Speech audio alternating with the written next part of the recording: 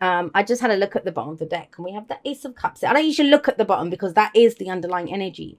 But think about it. If we deal with it this way, and I remember one of the lives I don't remember, it might have been Capricorn. I took the card off the bottom and I said, oh, the Ace of Cups is there. And someone said, what does it mean? What is the Ace of Cups there? If we look at this, and this is struggle, an internal struggle, or arguing with other people, or, conflict. The Five of Wands is conflict. It's uneasy. The fives are the agents of chaos. It feels intense when it's happening. And it's because change is required. It kind of helps us transition into something new. That's why we don't grow. We won't change if we're comfortable. That's why the biggest control freaks are always trying to get this life where everything's comfortable, everything's in its place, so that they don't have to feel this feeling, because no one likes this. But there's a purpose. There's a reason for everything. Now, is the internal struggle about a new beginning? Emotional beginning, right? Cups are about our emotions. This is emotional growth, spiritual growth. What's in your cup? Now, I said this to Sagittarius as well. I'm going to say it to you. A lot of people are changing at a very deep level. They believe new things. They want different things. They have new dreams now. And that's kind of what's coming in. And it feels intense when that happens. And it also feels like, I don't know, when it kind of feels like, I've always dreamt that though. I've kind of studied this for 8 years to be this, I don't know, a lawyer or something. And I don't even want to do that anymore. I want to go be something else. I have a new truth, right? I'm getting ahead of myself. Let's go through your reading. But that's what your reading's saying. There's a new dream here. And sometimes the biggest problem with that is, first of all, ourselves, reconciling within ourselves that I want something new. I don't want what I wanted before. Five of Wands can also be competition. So competition in the workplace, competing for someone's affection, especially with that Ace of Cups there. Or just worrying about what other people think. And, sometimes it doesn't have to be people that are our enemies or anything. It's not the Five of Swords, which is a little bit more ruthless and selfish energy. Five of Wands can be well-meaning people. This can be unsolicited advice. There can be people saying, Capricorn, you shouldn't do that. You shouldn't, whatever. Because they're trying to keep you safe, but you're not in any danger. And this is where we have to sometimes step up and say, hey, back up. I'm good. I know what I'm doing.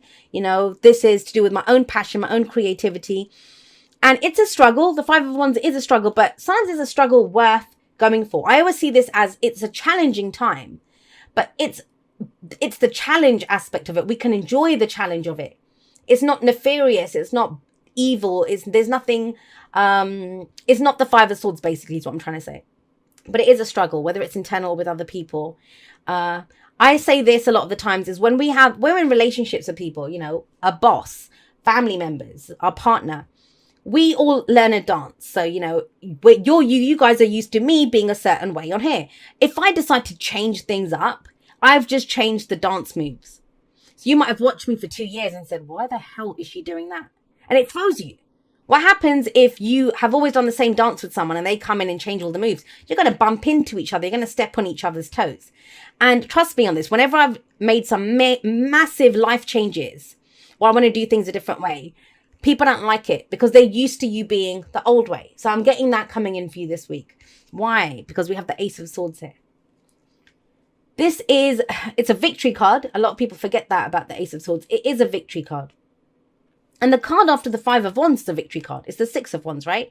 We go from the Five of Wands, that struggle, to recognition for the work that we've put in, for what we've done, for the struggle that we've been through. But it's not a wand that you're missing. It's not more action that's missing. It's a new truth that's missing with the Ace of Swords coming in.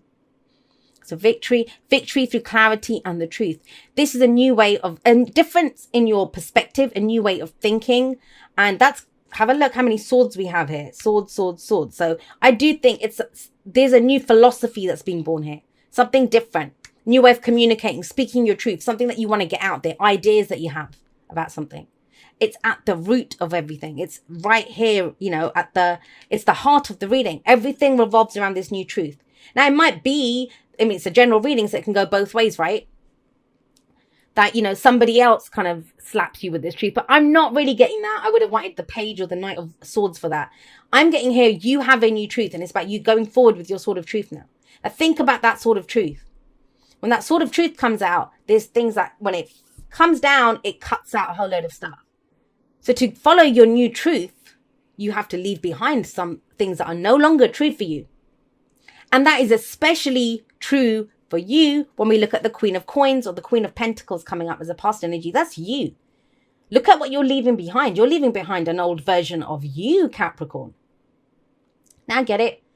The South Node's moved into your sign, and trust me, as an Aquarius sun, I know what a kick in the nuts that South Node energy is. But, I don't see things as good or bad. They just are. They can feel uncomfortable or they can feel comfortable. And we have this kind of coming in. But every time something hits us like that, whether it's the most amazing thing in the world, whether it's the most difficult thing in the world, it's going to change who we are at a core level. And that's what's coming through this week for you. You've been the Queen of Coins, the Queen of Pentacles for a very long time. Very long time. Now, I know it's earth energy. It doesn't always have to, it doesn't, I'd say the signs don't own the cards. They lend their characteristics. So what characteristic of the Queen of Coins or the Queen of Pentacles are we looking at here? The fact that she's reliable, the fact that she's dependable, the fact that she takes care of people that, that she cares about, that she loves. She's very much about that.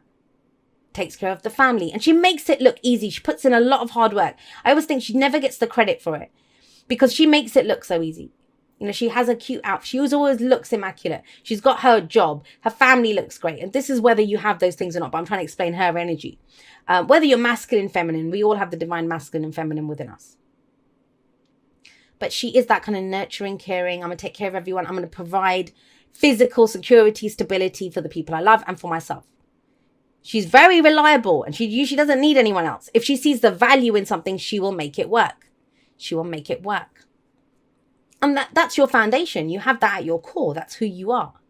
But there is a new layer coming in. There is a new truth coming in. Of course, what happens with that? We have the Queen of Swords here. So Gemini, Libra, Aquarius energy.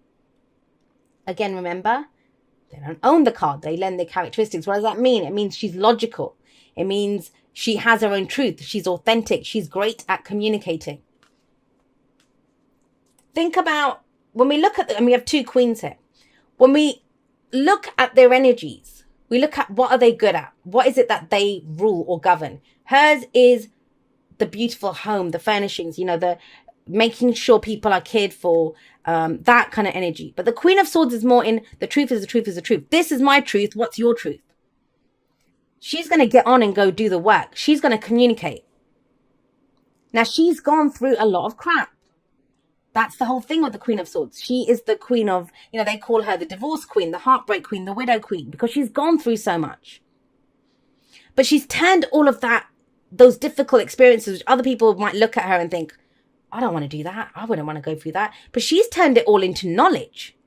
Everything that you've gone through, all the work that you've put into relationships, work, whatever, jobs, whatever it is with that Queen of Coins coming up, because that's her thing. She rolls up her sleeves and gets stuck in and let's get this done.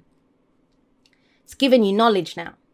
It's given you a new perspective. It's given you a new voice, and it's about being heard. I feel like this week is the week to have your voice be heard. Ace of Swords, right? I think you have some very different things to say, and you might shock a few people.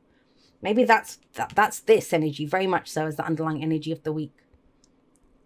But it gives you a competitive edge. If this is for work, or if this is, whatever you've not had success in, I want to put it that way. I don't know why it's coming through like that, but whatever you've not had success in, so your love life, or, your job, or your home, or your family, you're not getting on with people, you've been trying to get that business off the ground, that hobby, that shifts, but it shifts because you shift. You shift from this, what's practical here, to, hang on a second, what do I want? Who am I? Let me speak my truth. Let me get the answers that I want.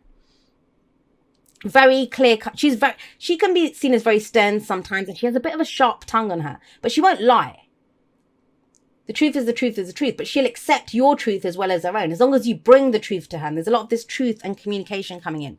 Now, once you do this, once you step into this Queen of Swords energy or deal with someone like that. Now, I always think it's always your energy, because when someone comes in and they're speaking their truth to you, you have a new perspective out of that. So this could be some information that comes in from someone else. Yes. It kind of gets you on your way. Have a look. We have the Six of Swords coming up as a future energy. So what flows from this? Speaking your truth, knowing who you are, stepping into your authenticity. What happens? You move away from that difficult situation. You move away from this struggle. You have a direction now. I know where I'm going. I know where I'm going to move on to. This is the journey card. This is moving closer to what it is that you want. And literally, have a look here. Speak your truth, know your truth, authentically be yourself without any fear, even if you have to tell other people, this is who I am. Put them in their place, right? Look what happens.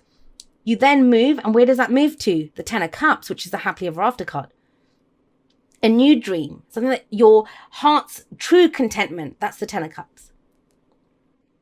So it's very important, and it all comes from this energy here, the present and this. Speaking your truth. Speak your truth, Capricorn. And you know what? I get it a lot, and I feel like I'm always telling Capricorn to speak their truth. And you guys do. I mean, I don't have people in my life who are very closed off and won't speak their truth and can't handle a difficult conversation. I happen to have a lot of Capricorns in my life, and I know you guys can be very straight talkers. So I'm not saying that you're not at all. I'm not implying that whatsoever. But it's about speaking your new truth. And the first thing you must have, the Ace of Swords, that's your sword, right? At the Ace, where it was at looking at what we have. So for some of you, it's acknowledging your own truth. You don't even have to tell anyone else this. It's knowing in yourself, well, this is where I'm coming from now. I'm not going to do this. This is working. Think about it. Working smarter, not harder. It's that kind of energy coming in. And it helps you to move on to something different, something better. Your advice is the Ten of Cups. What's the end game? What is the end game, Capricorn? That's what the Ten of Cups is asking you. Why are we doing this? When we have a clear goal, a dream in sight, something that we want to achieve, this is going to make me happy. Now, that changes all the time. Trust me on this. I've done it enough times. You get to the Ten of Cups. You get to what you've worked so hard for. You get that dream, the relationship, the job, whatever. And human beings will come up with something new. We'll enjoy it for a month, 2 months, 6 months even. And then it's like, what's next? What do we do next? But what is your dream now? What are you working towards now? When we have a great Ten of Cups in mind, the idea of what we're going for, that's what motivates us. That's what gets us out of bed in the morning. That's what allows us to go have those conversations, to go face the things that we thought we wouldn't have to face. I mean, look at all of these cards. I mean, apart from this, so ignore that for a moment. Look at, these are beautiful energies of moving on, becoming someone new, speaking your truth, having a new perspective, new beliefs, new ideas. I can go for it. I can have that. Some of you might be literal travel, closing the distance between yourself and what you love or who you love. But this is the key thing here. And I feel like this truth, it's to counter whatever this struggle is, whether it's with other people or yourself.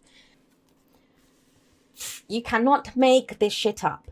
Be authentic to who you are. You are asked to be real and true pertaining to who you are and how you feel. That's why she's there. That's you guys. It's time to come forward. It's time to, I don't know why. I don't know who this is for.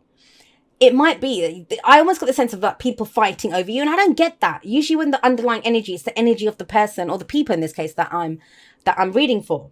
But it's almost as if there's a fight going on over you. That no, we want her. No, we want her. Or that's my boyfriend. No, that's my boyfriend. That kind of energy. And it's almost like, cut the crap. This is what I want. This is my truth. Queen of Swords comes in, and it's that kind of energy.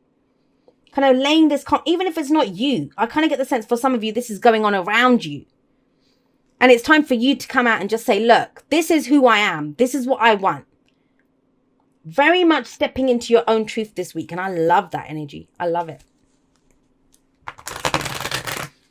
The hardest part of being authentic is every single person out there has a different image of us. I mean, every single person who's going to watch this video, they have an idea of who I am. And every one of you is correct. If you think I'm crap, I'm crap.